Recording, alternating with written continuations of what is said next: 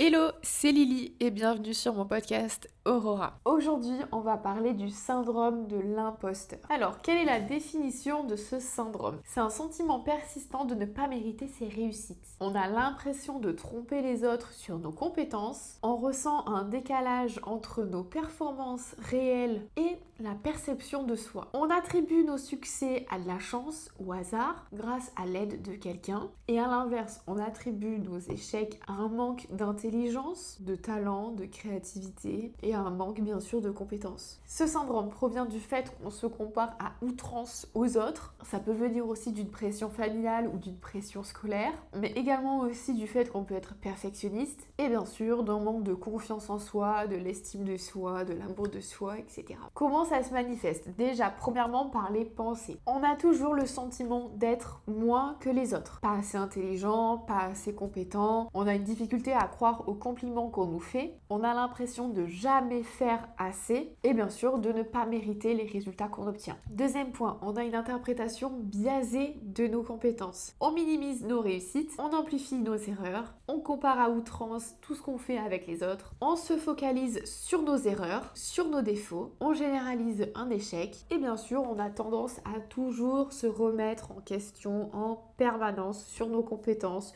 sur nos aptitudes, etc. Troisième point, du côté émotionnel, on subit un stress, de l'anxiété sur nos performances, on a la peur du jugement, de la honte, peur de l'échec aussi, on culpabilise par rapport à la réussite et on a un sentiment d'insécurité persistant. Le quatrième point, c'est le comportement. Forcément, on essaye de surcompenser. Par exemple, on travaille beaucoup plus. Ce qui peut aussi se passer, c'est qu'on s'auto-sabote avec le refus de nouvelles candidatures, le refus de nouveaux projets, parce qu'on se sent tout simplement pas capable de le mener à bien. Et aussi, on recherche la validation extérieure. Je suis victime du syndrome de l'imposteur depuis quelques années maintenant.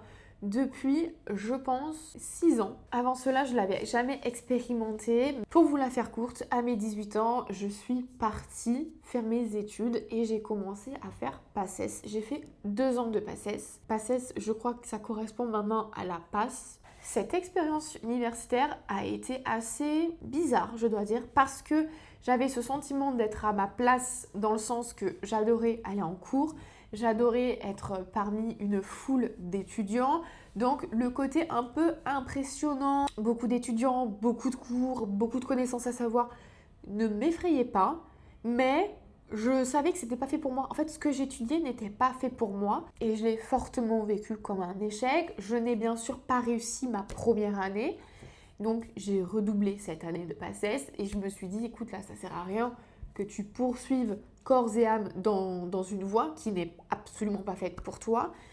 Et j'ai décidé de me réorienter en chimie, mais ce côté échec dans le sens que je me suis trompée, je ne suis pas allée dans la voie qui était faite pour moi, j'ai pas eu les résultats que je pensais avoir. C'était plein de choses que j'ai ressenties un peu mal et tellement bien que les années suivantes, quand je me suis réorientée en chimie, ma licence, mon master, pour moi, je l'ai eu sur coup de chance. J'ai obtenu ma licence avec de très très bons résultats. J'ai été sélectionnée dans un master très sélectif, j'ai été prise dans un master très sélectif. Et pour moi, à l'heure actuelle, quand on me demande comment j'ai fait, pour moi c'est complètement dû au hasard. Bien sûr, vous vous doutez que j'ai fait une surcompensation durant toutes mes années d'études. J'ai même fait un burn-out en 2e année de licence tellement que je me surchargeais de travail. À ce moment-là, j'habitais pas dans l'appartement dans lequel j'étais, j'habitais dans un appartement beaucoup plus loin, donc j'avais 1 heure de transport tous les matins et tous les soirs forcément.